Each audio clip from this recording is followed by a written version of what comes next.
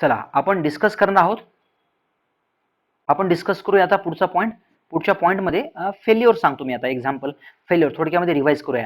जर mild steel असेल, टेन्शनमध्ये माइल्ड स्टीलचं फेल्युअर कसं होतं? कप अँड कोन फेल्युअर असतं बघा. हे अगोदर डिस्कस केलं आहे. Cup and cone failure. आणि कुठलं फेल्युअर आहे? शिअर फेल्युअर आहे बघा. हे क्वेश्चन आहे याच्यावरती. सेकंड क्वेश्चन, ब्रिटल मटेरियल असेल तर त्याचं टेन्शनमध्ये कसं फेल्युअर होईल? ब्रिटल मटेरियलचं टेन्शनमध्ये फेल्युअर कसं होतं? एक्झाम्पल हा ब्रिटल मटेरियलचा स्पेसिमन आहे या टाईपमध्ये आणि त्याला आपण असं इकडे ओढलंय. तर ह्याचं फेल्युअर कुठलं असतं? हे त्याचं फेल्युअर कुठलं असतंय? याचं फेल्युअर असतंय या टाईपमध्ये बघा. या टाईपमध्ये इथनं फेल होईल, हा कंपोनंटच फेल होईल. सुरुवातीला क्रॅक अशा इनिशिएट होतात, इथनं क्रॅक इनिशिएट होतात आणि या टाईपमध्ये पूर्ण फेल होतो. नाही ह्याच्यामध्ये काही परमनंट डिफॉर्मेशन असतं का? परमनंट डिफॉर्मेशन का नसतं? चला बघूया. इथं यामध्ये सिग्मा आणि इथं हा एप्सिलॉन आणि याची जी टेन्शन टेस्ट असते बघा ती या टाईपमध्ये असते. या टाईपमध्ये. मग ह्याच्या टेन्शन टेस्टमध्ये काय आहे? याच्या टेन्शन टेस्टमध्ये हा सुरुवातीचा पोर्शन आहे, हा प्रोपोर्शनल लिमिटचा पोर्शन आहे, इलॅस्टिक लिमिटचा पोर्शन असा इथपर्यंत छोटासा हा इलॅस्टिक लिमिट, प्रोपोर्शनल लिमिट. आणि नंतर काय होतंय? ह्याचा जो अल्टिमेट पॉईंट असतो, याच्यामध्ये जे अल्टिमेट पॉईंट म्हणजे कुठं आला? इथं आला. अल्टिमेट स्ट्रेस आणि फेल्युअर स्ट्रेस दोन्ही एकच असतात त्याच्यामध्ये. फेल्युअर किंवा फ्रॅक्चर स्ट्रेस दोन्ही एकच असतात, ऑलमोस्ट सेमच असतात. ही झाली डायग्राम. याच्यामध्ये काही नेक फॉर्मेशन दिसून येत नाही. याच्यामध्ये नेक फॉर्मेशन नसतं याच्यामध्ये. कारण ह्याचे काय होतंय, जर तुम्ही ह्याची टेन्शन टेस्ट बघितली, एक्झाम्पल ह्याची जर लेंथ असेल, एक्झाम्पल 100 mm लेंथ आहे, आणि तुम्ही जर कधी ह्याची टेन्शन टेस्ट बघा, 100 mmचं 101 mm पर्यंत जाईल, पण 102ला लगेच फेल होईल हे. आणि जरी 102ला जर सोडलं ह्याला, 102च्या अगोदर जरी सोडलं तर ते ओरिजिनल कंडिशनला येईल ते, पण ते 102 खूप कमी असते हे ॲक्च्युली. 100 ते 102ला लगेच याचं फेल्युअर होऊन येतं या टाईपमध्ये. म्हणजे ह्याच्यामध्ये काही असे अप्पर यील्ड, लोअर यील्ड किंवा यील्डिंग नावाचा पोर्शन नसतो, एकतर नो यील्ड. ह्याच्याविषयी क्वेश्चन आहे. ह्याच्यामध्ये नेकिंग सुद्धा नसतं. ह्याच्यामध्ये जो अल्टिमेट पॉईंट असतो, अल्टिमेट स्ट्रेस जो असतो, त्यालाच आपण फेल्युअर फ्रॅक्चर म्हणतो. म्हणजे ह्याचा अल्टिमेट आला म्हणजे फ्रॅक्चर झालं, बस विषय संपला याच्यामध्ये. मग ह्याच्या अंडरचा रिजन काय असणार आहे? याच्या अंडरचा रिजन असतो हा टफनेस. नाहीतरी बघा टफनेसचा एरिया, ह्याचा टफनेस हा खूप कमी आहे, याचा टफनेस हा खूप जास्त होता. अगोदरच्या केसमध्ये याचा टफनेस खूप जास्त होता. इथेही सांगितलंय बघा, ह्याच्यामध्ये हा एरिया खूप मोठा असतो. त्याच्या अंडरचा हा एरिया खूप मोठा असतो, म्हणजे ह्याचा टफनेस खूप जास्त असतो. आणि नाहीतरी माहितीच आपल्याला माइल्ड स्टीलचा टफनेस जास्त आहे ब्रिटलपेक्षा, कास्ट आयर्नपेक्षा. चला पुढचा पॉईंट, थर्ड टाईपचा फेल्युअर आपण बघतोय. थर्ड टाईपचा फेल्युअर एक्झाम्पल डक्टाईल मटेरियल जर आपण कॉम्प्रेशनमध्ये जर फेल केलं तर, हे डक्टाईल मटेरियल आपण कॉम्प्रेस केलं, ह्याला कॉम्प्रेस केल्यानंतर हे स्पेसिमेन असा दबतो, जागेवर बसतो हा या टाईपमध्ये. आणि आता कुठंतरी इथं तयार होतो त्याचा फेल्युअर प्लेन, या टाईपमध्ये इथं फेल होऊन जातो हा, इकडनं फेल होतो हा, बसतो जागेवरती. माइल्ड स्टील आहे तो, माइल्ड स्टीलसाठी सांगतोय मी तुम्हाला हे. आणि नंतरचा क्वेश्चन, एक्झाम्पल क्वेश्चनच्या फॉर्मॅटमध्ये क्वेश्चन विचारला आपल्याला, एक्झाम्पल जर तुम्ही कॉम्प्रेशन टेस्ट जर परफॉर्म केली ब्रिटल मटेरियलवरती तर फेल्युअर कुठला असतंय, कसं असतंय, फेल्युअर प्लेन कसा असतो? वरनं लोड अप्लाय करा, एक्झाम्पल हे ब्रिटल मटेरियल आहे, एक्झाम्पल हे कॉन्क्रीट आहे किंवा ग्लास आहे, तर याच्यामध्ये डायरेक्टली फेल्युअर होतं असं 45 डिग्रीमध्ये या टाईपमध्ये. आणि हा त्याचा आहे फेल्युअर प्लेन, या टाईपमध्ये 45 डिग्रीमध्ये, म्हणजे या टाईपमध्ये. सॉरी, इकडनं एक अँगल घ्या, हा अँगल घ्या की हा अँगल घ्या, हा 45 डिग्रीचा अँगल असतो हा. समजला असेल तुम्हाला पॉईंट. शिअर फेल्युअर हे सुद्धा शिअर फेल्युअर या टाईपमध्ये. चला सगळेच पॉईंट्स आपण याच्यामध्ये फेल्युअर सहित डिस्कस केले आहेत. याच्यामध्ये पुढचे काही क्वेश्चन्स, पुढच्या क्वेश्चन्समध्ये क्वेश्चन नंबर 1 आन्सर सांगायचं आहे कुठल्या मटेरियलसाठी आहे, question number 2, question number 3 curve सांगायचे आपल्याला, stress strain curve, stress versus strain या टाईपमध्ये, स्ट्रेस वर्सेस स्ट्रेन या टाईपमध्ये. चला पुढे आणखी याला मी एक्सटेंड करतो या टाईपमध्ये. क्वेश्चन नंबर 4 या टाईपमध्ये, क्वेश्चन नंबर 5 कर्व घेतो या टाईपमध्ये. हाच कर्व समजा, हा कर्व आहे माझा, आणि इथं सुद्धा आहे स्ट्रेस वर्सेस स्ट्रेन या टाईपमध्ये, हा कर्व आहे. क्वेश्चन नंबर 6 या टाईपमध्ये कर्व सांगायचे मला, सगळ्या केसेसमध्ये कर्व सांगायचे. सिग्मा वर्सेस इथं एप्सिलॉन, हे हा कर्व आहे आपला तो.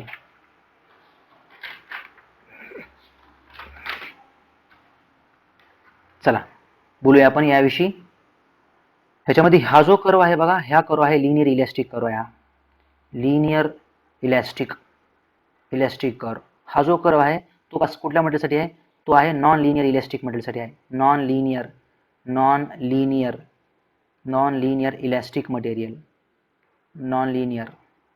Elastic material. नंतर हा जो कर्व आहे तो आहे परफेक्टली प्लास्टिक मटेरियलसाठी आहे. हा परफेक्टली प्लास्टिक मटेरियलसाठीचा हा कर्व आहे. हे तर दोन समजून येतील, हे सोपे आहेत, हे सोपे आहेत, बट ह्याविषयी बोलतोय मी. परफेक्टली प्लास्टिक म्हणजे काय, ह्याच्यामध्ये परमनंट डिफॉर्मेशन आहे बघा. एकदा डिफॉर्मेशन झालं, एकदा लोड तुम्ही लावला सोडून दिला बघा, याच्यामध्ये लोड काय नंतर वाढतही नाही, नंतर कमी होत नाही. चिखलाचा गोळा, हा चिखलाचा गोळा, चिखलाच्या गोळ्यावरती तुम्ही जर असा फोर्स लावला, तो जो एकदा असा झाला, तो ओरिजिनल कंडिशनला नाही येणार. तो ओरिजिनल कंडिशनला येणार नाही, तो अप्लाय फोर्स केल्यानंतर. त्या टाईपमध्ये परफेक्टली प्लास्टिक. आता ते काय परफेक्टली प्लास्टिक नसतं, थोडंफार त्यामध्ये डिफॉर्मेशन होईल, पण त्या टाईपमध्ये असतं परफेक्टली प्लास्टिक बिहेवियर. ह्याला काय म्हणतो आपण, ह्याला आपण म्हणतो इलॅस्टोप्लास्टिक. इलॅस्टोप्लास्टिक काय असतं बरं एक्झॅक्टली इलॅस्टोप्लास्टिक? त्यामध्ये इलॅस्टिक रिजन हा सुरुवातीचा पोर्शन आहे, हा इलॅस्टिकची रेंज आहे, आणि नंतर ही प्लास्टिकची रेंज आहे. इलॅस्टोप्लास्टिक मटेरियलचं बिहेवियर फ्लुइड मेकॅनिक्समध्ये असतं. हे सांगेल मी उद्याच्या क्लासमध्ये फ्लुइड मेकॅनिक्सच्या. आणि नंतर इथं हे कुठल्यासाठी आहे, हे कुठल्यासाठी, तर हे आहे परफेक्टली रिजिड बॉडीसाठी आहे, किंवा आयडियल रिजिड बॉडीसाठी आहे. कसं काय बरं रिजिड बॉडीमध्ये? रिजिड बॉडीमध्ये स्ट्रेन असतो का? रिजिड बॉडीमध्ये स्ट्रेन किती असतो? 0 असतो. लेक्चरची सुरुवातच केली आहे. पण स्ट्रेस असतो का? स्ट्रेस असतो. कारण तुम्ही कुठल्याही ही रिजिड बॉडी एक्झाम्पल, ह्याच्यावरती जर फोर्स अप्लाय केला तर ह्याच्यामध्ये डिफॉर्मेशन नाही येणार, स्ट्रेन हा 0 असणार आहे. पण काय स्ट्रेस नाही येणार का? स्ट्रेस तर प्रत्येक मटेरियलची प्रॉपर्टी, त्याला रजिस्ट करणं, प्रत्येकाची प्रॉपर्टी रजिस्ट करणं, रेजिस्टन्स दाखवणं, या टाईपमध्ये. मग इथं पुढे शेवटची डायग्राम हे आहे आयडियल फ्लुइडची डायग्राम आहे, आयडियल लिक्विडची डायग्राम आहे, आयडियल फ्लुइडची डायग्राम आहे, या टाईपमध्ये. काय ह्या डायग्राममध्ये आयडियल फ्लुइडमध्ये काय असते? आयडियल फ्लुइडमध्ये व्हिस्कोसिटी किती असते? 0 असते. व्हिस्कोसिटी 0 असते तर मग शिअर स्ट्रेस किती असतो? स्ट्रेस किती असतोय? तो सुद्धा 0 असतोय. ज्यावेळेस स्ट्रेस हा 0 असतो, स्ट्रेस 0 आहे एक्झाम्पल, हा स्ट्रेस 0 इकडचा स्ट्रेस 0 आहे. डिफॉर्मेशन आहे का? डिफॉर्मेशन तर कंटिन्युअस डिफॉर्मेशन असतं फ्लुइडमध्ये. आपण बघितलं होतं की continuous deformation is called as the fluid or the substance which has the flowing characteristics or continuously deforming characteristics called as the fluid. हे तर फ्लुइडची कॅरेक्टरिस्टिक्स आहे. या टाईपमध्ये इथं असे क्वेश्चन्स फ्रेम होत असतात. चला आपण डिस्कस करूया याच्यामध्ये factor of safety, FOS, factor of safety, किंवा त्यालाच आपण म्हणतो सेफ्टी फॅक्टर. काय असतो बरं हा एक्झॅक्टली सेफ्टी फॅक्टर आणि फॅक्टर ऑफ सेफ्टी? एक एक्झाम्पल हे समजून घेण्यासाठी. आपल्यामध्ये इंडियन रेल्वे माहिती आहेत आपल्याला. इंडियन रेल्वेमध्ये जर बघितलं तुम्ही, साधारणतः कोच किती लोकांसाठी डिझाईन केला असतो?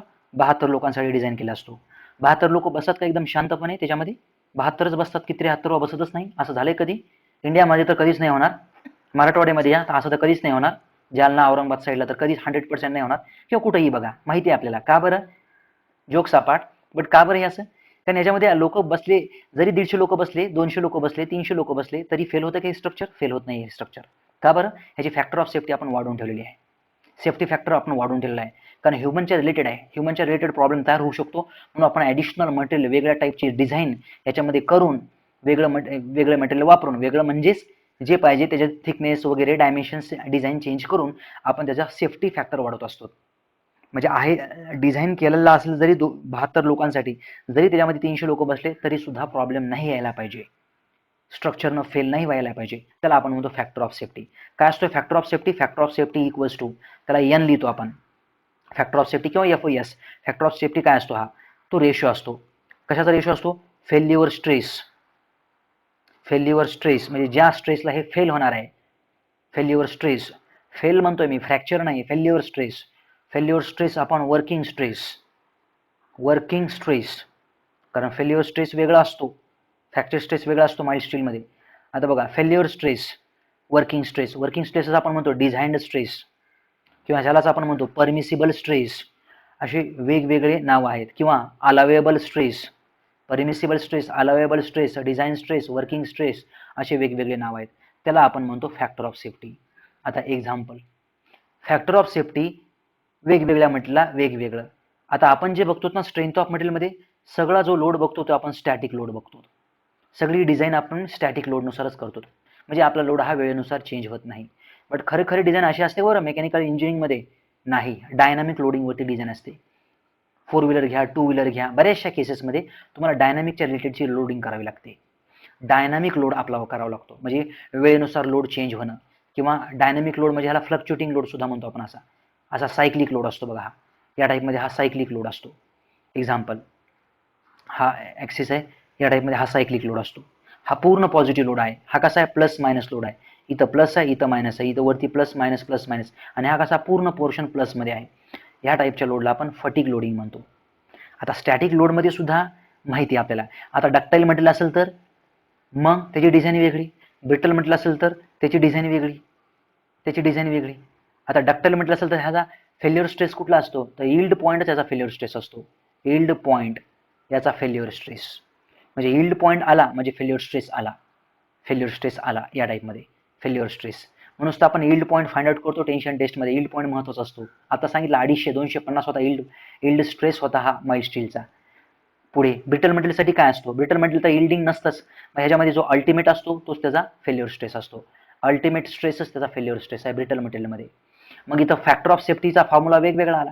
जर डक्टाईल मटेरियल असेल तर फॅक्टर ऑफ सेफ्टी काय येईल, डक्टाईल मटेरियलला फॅक्टर ऑफ सेफ्टी काय आलं असतं, डक्टाईल मटेरियलला फॅक्टर ऑफ सेफ्टी असतं yield point upon working yield stress upon working stress. आणि ब्रिटल मटेरियलला काय आलं असतं, ब्रिटल मटेरियल असतं ultimate stress upon working stress. हा असं या टाईपमध्ये आला असता.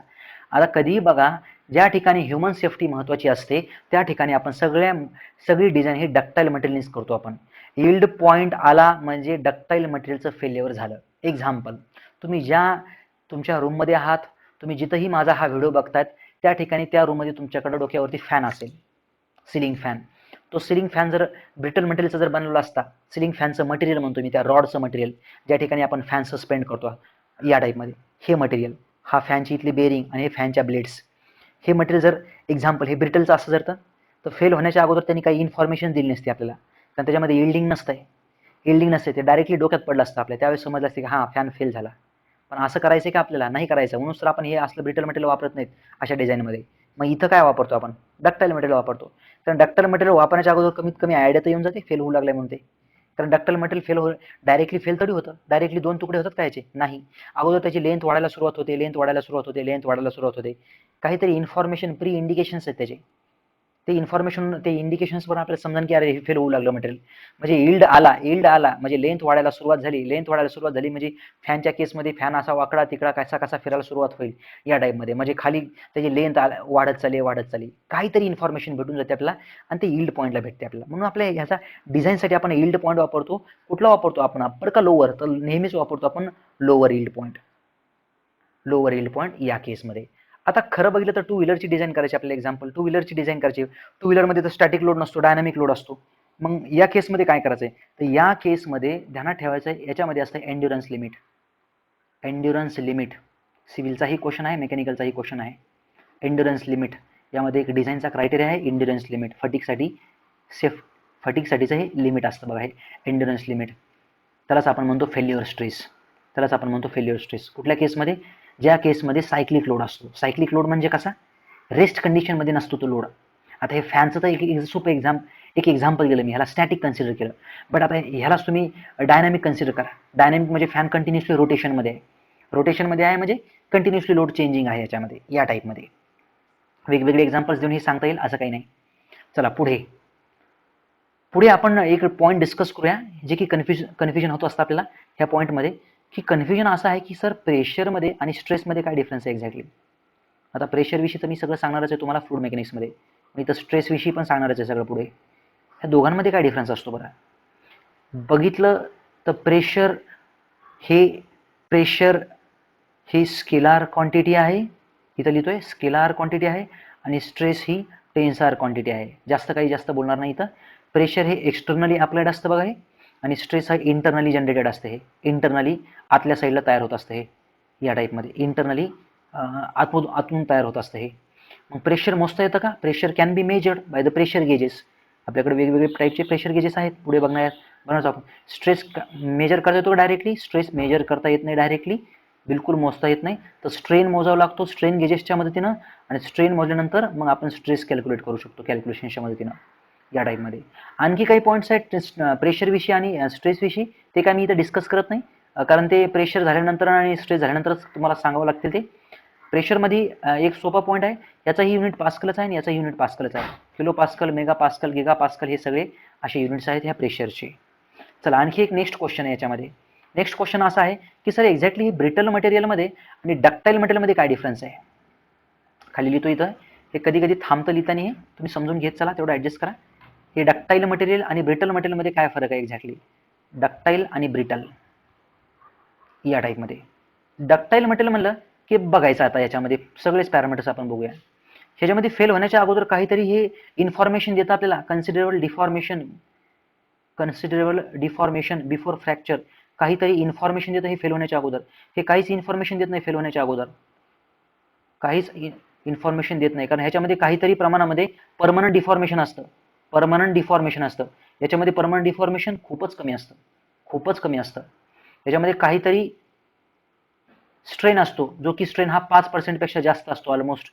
त्याच्यामध्ये जो स्ट्रेन असतो पोस्ट इलॅस्टिक स्ट्रेन हा 5% असतो बघा. पोस्ट इलॅस्टिक स्ट्रेन 5% असतो, जास्तीत जास्त 5% पर्यंत आपल्याला घेतो.